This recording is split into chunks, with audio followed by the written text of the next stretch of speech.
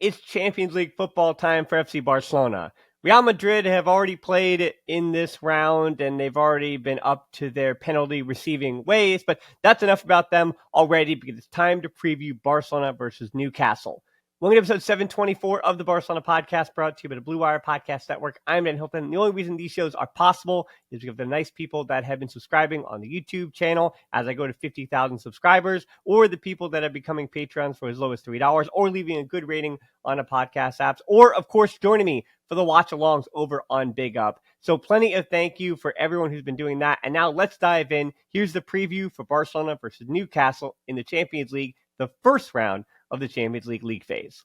Let's start with who's missing. For Eddie Howe's Newcastle, well, there's actually no one missing. Since Alexander Isak went to Liverpool at the end of the transfer window, he was replaced by Nick Woltemade from Stuttgart, and the German has already had 2 weeks to get acclimated. Aside from that, Anthony Gordon has been suspended in the EPL, but he should be back on the left wing or at least on the bench for this tie. As for Barcelona, there are quite a few faces missing, but no one new to report since Valencia. Lamine Yamal has been updated to now missing Newcastle and likely Adafe and Real Oviedo, so Barcelona will have to figure themselves out without him. Balde and Gabi are also out, while Frankie de Jong looks to be 100% for this one. Whether or not he's ready to start, well, we'll get into that when we talk about the lineups. Let's talk about where the big dogs play, because before we get into tactics, I did want to mention that the heights in this match, and the heights particularly of Newcastle, is something that Barcelona definitely does not see in the Liga. There is something in the water in the UK as opposed to what's going on in Spain. We know that those Spanish midfielders are usually pretty devoid of those extra inches or extra little bit of centimeters, but Newcastle is huge in a way that Barcelona fans are not used to seeing. We'll do meters and then also feet and inches, and it starts with Dan Burn, who is 2.01 meters or 6'7". Nick Pope and Nick Woltemade are 1.98 meters or 6'6". Malik Taw and Sven Botman are 1.94 meters and 1.93 meters respectively, or around 6'4" in height. So if we're talking basketball terms, Newcastle would have 5 players between kind of shooting guard and undersized power forward, where they could play a very versatile, all switchy lineup like we've seen the Boston Celtics play in previous seasons. This is a tall unit. For Barcelona, Szczesny is the tallest at 1.95 meters or 6'5", but he'll be giving way, obviously, to Juan Garcia, who stands 1.94 meters or 6'4", which is the same as Marc Bernal, with Ronald Araujo slightly shorter than those two.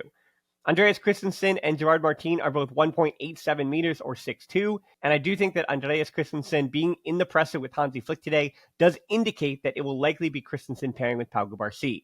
I do share the concern that at least just for this match, that Cubarsí and Eric Garcia might be a bit undersized against Woltemade.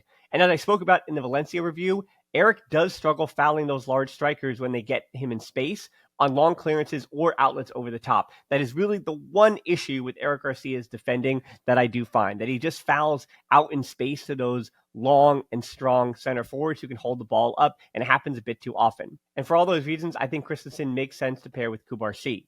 But if that's the case, it does tell us that Ronald Araujo, despite being a captain, is the 4th choice center back at the moment.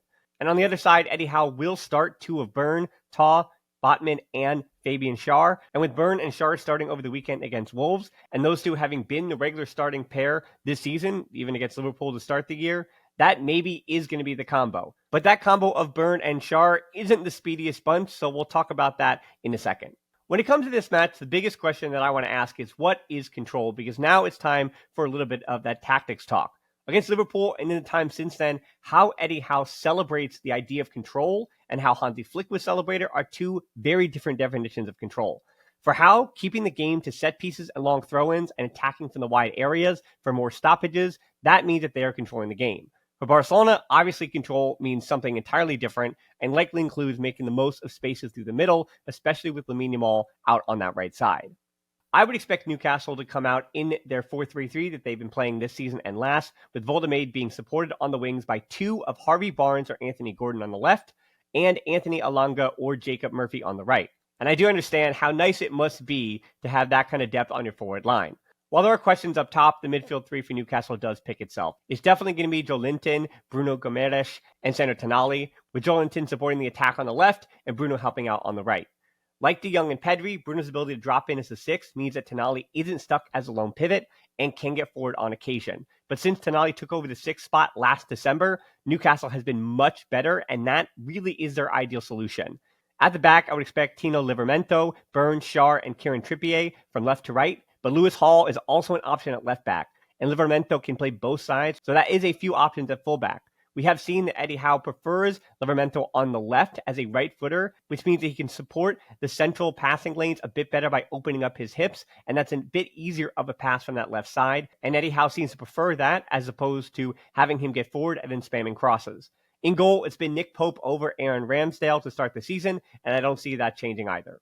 As for Newcastle's approach to this game, things are going to be defensive. They have scored 4 goals in 4 games, and I don't think that's going to be changing anytime soon. So they will likely play very, very defensive, looking to counterattack down the wings. But it's still so early for Newcastle post-Isak, though. I will say with the limited time with Ultimate, there might be some more wrinkles that we haven't seen. An excuse of Eddie Howe against Liverpool, they did play with 10 men for half the match, and Voldemade likely still can't go 90 minutes. So, as I said, it's still hard to understand how Eddie Howe is going to navigate through the full 90 minutes. Howe has also employed a back five for certain matches, and I think that he'll use that 4-5-1 out of possession and try to be honest with Barca's attack. And with that height, we might see a lot more zonal marking in the box. So while Newcastle is a very healthy team, there are options in the starting 11, but yet the ideas that Eddie Howe is going to put into the starting 11 and the personnel he chooses, I think it's a lot of like for like, and Hansi Flick should be able to anticipate how Eddie Howe is going to approach this game. For Barcelona, I think that's actually where the better questions as to how Hansi Flick will look to navigate the loss of Lamine Yamal. You would expect some similar ideas that were put forth against Valencia, but with Rafinha not starting that one, you do have some wild cards from the beginning. I think the wings will definitely be Rashford on the left and Rafinha on the right, with Pedri definitely starting as well. Pau Cubarsí, I think, will very likely start, right? Or are they just going to be Christensen and Araujo? I'm not sure, but yes, I think Pau Cubarsí is kind of in pen here, and so is Gerard Martin and Juan Garcia. The other 5 positions, though, I actually think are up for a lot of debate. I mentioned that I think Christensen will pair Cubarsí, and you'd think that Koundé would stay at right back, but that does mean dropping Eric completely. And when it was Eric or Koundé so far this season, Flick has gone with Eric. And in the middle, it's probably De Jong, but Costello didn't do anything against Valencia to merit him not starting if De Jong isn't absolutely 100% fit. At the 10, I think Flick goes Fermin Lopez after Valencia, but again, Dani Olmo, who would likely be the starter if we're just going off profile and name cachet. Tactically, it probably should be Olmo, as he's better in the tight spaces that I expect Barca will need to play through or break down Newcastle, but again, it might just be Fermin based on form. And up top, that might be the argument for starting Ferran Torres again and bringing Lewandowski off the bench. But the inverse of that forward argument is that there will likely be the least number of chances that Barca has had this season. And I'd much prefer to have the more clinical Lewandowski for those chances. And for those reasons, I think Lewandowski gets the nod. With those different options, again, I think it's a good problem to have to keep Eddie Howe guessing. And even on the road, it should be Barcelona who are the ones to dictate this match. I know it doesn't really matter, but it is always fun to talk a little bit about the head-to-head history because these two teams have only met on 4 occasions, and they were also in different parts of their history. The two clubs have met in the Champions League group stage twice, with Barca winning both in the 02-03 season and splitting the matchups in the 97-98 season. Patrick Kluivert and Thiago Motta both scored in both matchups in the 02-03 season, with the biggest performance, though, of the tie coming in a hat trick from Faustino Asprilla in September of 97 to help Newcastle to a 3-2 win and their 1 win against FC Barcelona. And finally, I don't usually do predictions, but a Champions League night like this is deserving of one. And it is a good reason to temper some expectations and to talk about the atmosphere at St. James's Park. Last season against the top 6 in the EPL, plus Tottenham and Manchester United, Newcastle had 7 wins and 2 draws and no losses. Back in October of 2023, Newcastle took apart PSG 4-1.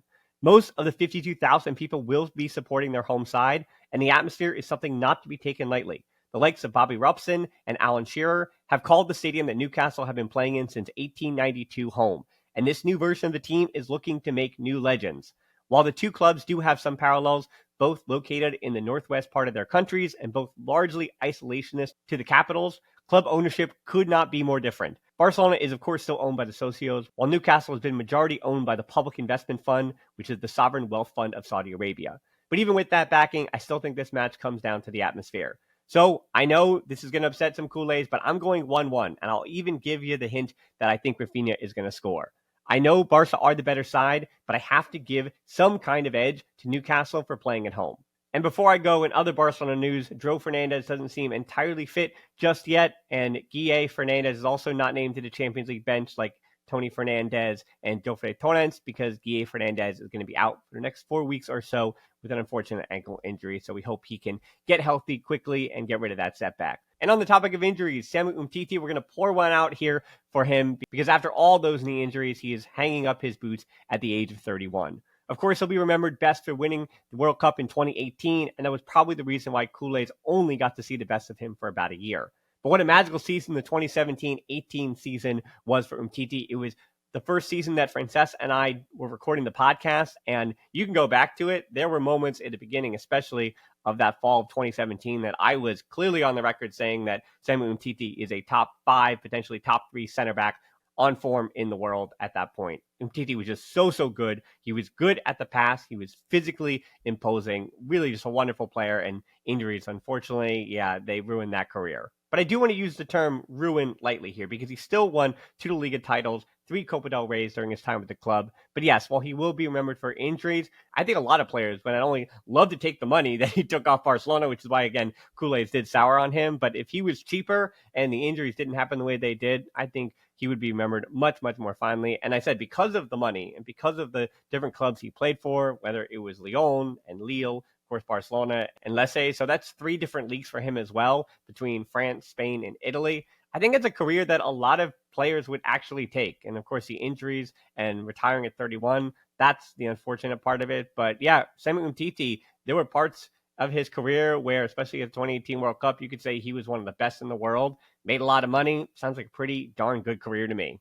So we say goodbye to Umtiti. It's hello to the new Champions League campaign for Barcelona. I hope you join me for the kickoff tomorrow on the watch along on Big Up against Newcastle. And of course, come back to the YouTube channel and the podcast apps for the 5 headlines afterwards.